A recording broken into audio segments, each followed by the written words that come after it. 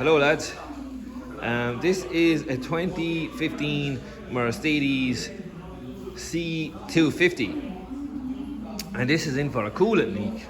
Now it's quite a bad coolant leak as well. Car's not even running there. I do have the other tray off and you can see drips of coolant falling down onto the ground there.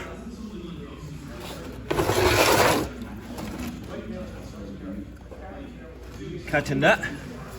Now I believe if we bring it up here, it'll be hard to show you, but there is a plastic coolant, I don't know what you call it, a coolant junction or a coolant flange or what you would call it, that I'm blaming for the leak here. So I'm going to have to do a bit of stripping, but I think it's that coolant junction. That's the best description I can call it anyway, but yeah, that's what I'm calling as leaking, and that's what I'm going in to examine a bit more and change that if it is leaking. But that's what I'm calling at the moment anyway. So I'm going to do a bit of stripping on this Mercedes to get in and see a bit clearer, and hopefully I'm right anyway. Okay, I'll show you as I go. So what I've done there now is I've removed my fuel filter, and I believe that kind of fuel filter housing or holder is part of what I am trying to change here.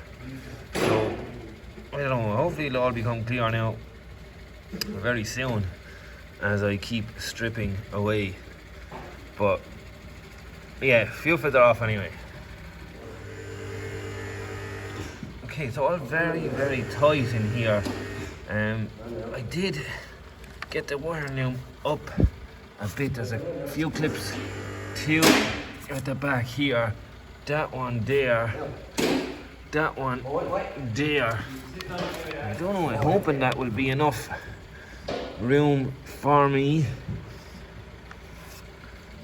I don't know when I have to take this EGR cooler. I don't know when I have to remove him. I hope not. That's what I'm trying to change in there. Get off these two pipes maybe. I need to remove this bracket here as well. So yeah, it's all very tight at the moment. Okay. When I decided to pull the fuel rail off this, lads. It's there, and that allowed me to get that bracket off. And yeah, every little step of the way it's just getting a little bit closer, but it is just not at all nice to work on. It is all very tight and everything on top of each other. But anyways, this housing here now, if you can see it, look, still a bit messy, but that housing there, yeah, what I'm seeing is leaking water. So yes, the fuel rail off is what I took off there, and now I'll start removing a few rubber hoses. So 1, 2, 3, 4, 5 hoses there, and there's 2 bolts. One, I don't know, I'll show you in a minute now. Right lads, it's a lot clearer now. The item I'm trying to change is this coolant junction box here now, and all I've got left is 2 bolts going onto the side of the head. One is there, and the other one is going to be... Oh, can I get you down there? No, not really. The other one's going to be buried down there. So I got them 2 bolts and that hose holding on.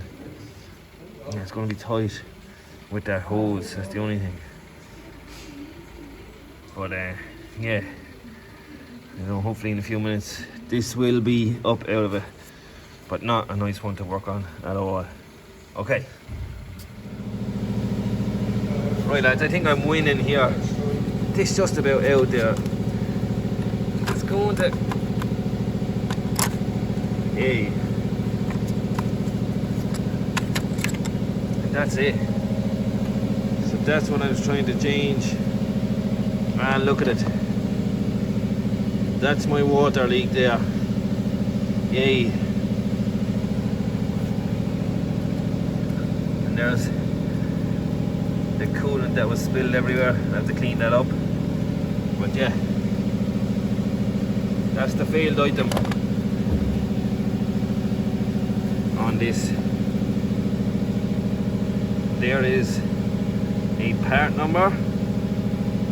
It could come in handy for someone who's looking. I don't really know the name or what you would call this. A coolant flange, a coolant box, a fuel filter holder, yeah, I don't know. But that part number might come in handy if you're having the same issue. But cool anyway. We are right call with the water leak. That's out. Get a new one, try fit it. Okay, so I've done a bit of a clean up in here lads, and a new part has arrived and it is right. So actually there's a part number of the new part. So with this thing you got 1, 2, 3,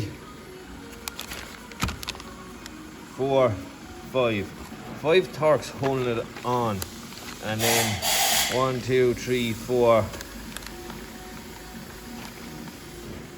5 pipes, hose pipes, water pipes. Now what is going to be tricky on the way back in is starting that bolt there, I would say. You can get your hand in there to start it. But anyway, look, I'm going to start putting this back together now and plumbed up. Bolted up and plumbed up, and yeah, we'll see. As you've seen earlier,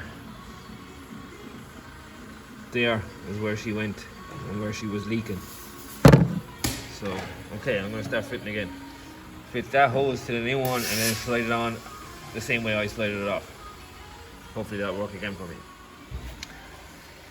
Okay, I have my coolant flange in. I have all the bolts started. None of them are tight yet. I just wanted to get them all started before I squeeze down any of them. The tricky one in there, what did come in handy for me was that socket, size 8 socket, that had a magnet on the end of it. So I'm going to tighten up all these and start fitting back the old hoses, and yeah, just keep on rocking on. Okay, cool. Alright guys, that's me all back together again, and I just gotta top it up with coolant and from there and start it and check for leaks, and hopefully this is going to be a fix. But yeah, is it going to be fixed, Bob? Can you guess who's talking? Is it going to be fixed? Alan. Of course it's going to be fixed. Dave. OEM 651, quality engine, quality. The great Dave Sterling. Quality job there, quality man. The great Dave Sterling came out to see us, lads.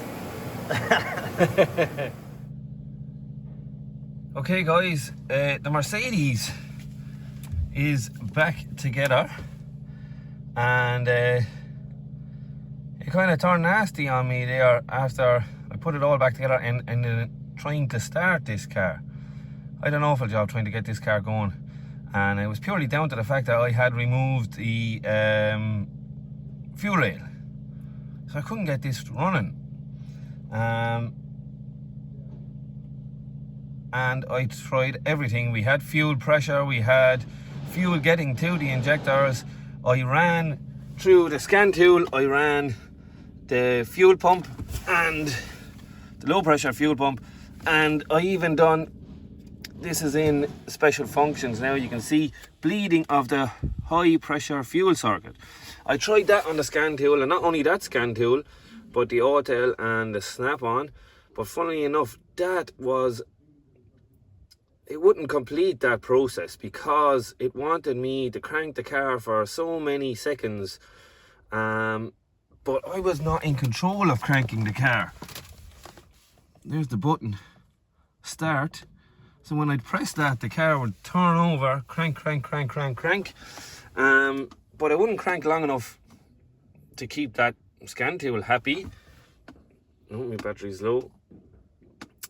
So that would fail. That procedure would fail for me on the top down, on the autel, on the snap-on. And just couldn't get it going. It was alright. It turned into a real nightmare. We even ran it on an external fuel source, thinking that it did run on the external fuel source, but when we stopped giving it that, the thing cut out and again would not start from the button. So I didn't really know what to do until I came across a bulletin on the Diagnose Dan website. So I get that in shot. Maybe you can pause and read it there yourselves. But from this point it says here, the manufacturer can bleed the diesel system via their diagnostic tool. Now, I couldn't do it on any of the scan tools we had here, or alternatively, you can do the following. Remove all the electrical connectors from the injectors, start the engine for 7 to 10 seconds. If you have a test kit, again, which I didn't have, pause for 10 seconds to avoid overheating the starter motor. Start the engine again for 7 to 10 seconds. Fit the connectors on the injectors. Now start the engine. So that procedure is what I done, actually twice. And eventually then it did start up, ran really rough for a period of time, but then just came right. So yeah, it was a real messy and awkward one there, but that procedure there on the Diagnose Dan website, that's how I got this car running. It really was a tricky one, but yeah, kudos to Diagnose Dan TSPs on that one. So look, yeah, there's a bit of reading for you there if you want to do it. Maybe pause the video, but yeah, that done it. So there's the car. It's turned off there now. Press the start button. Car starts right up. And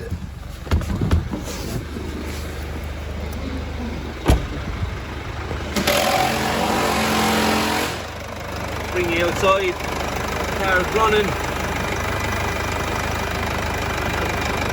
Still have a few plastics to put back on. I have the under tray to put back on, but bring it underneath. No leaks, no water leaks.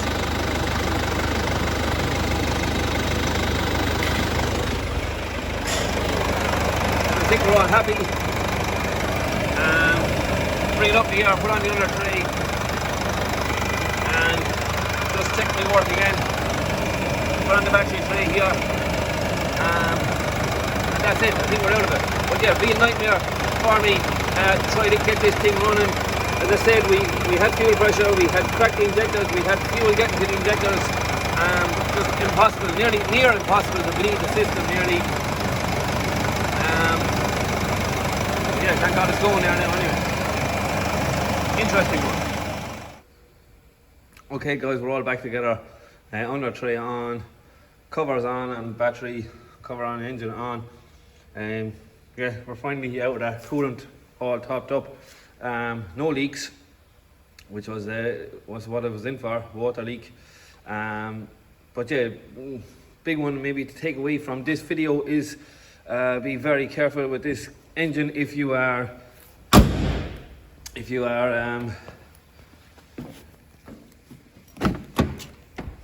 breaking the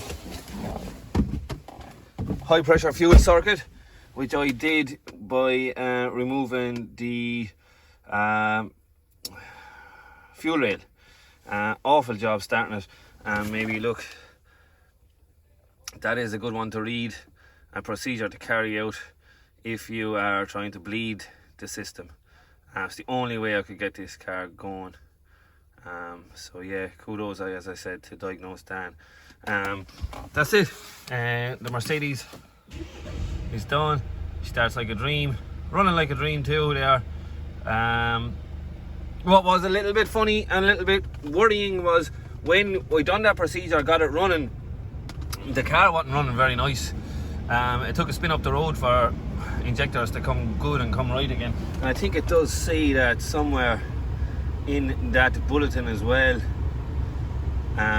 So yeah, spin up the road and it all came good and came right again. So yes, look, that's me done for this video. Thanks again everybody for watching, and hopefully we'll see you again in the next one.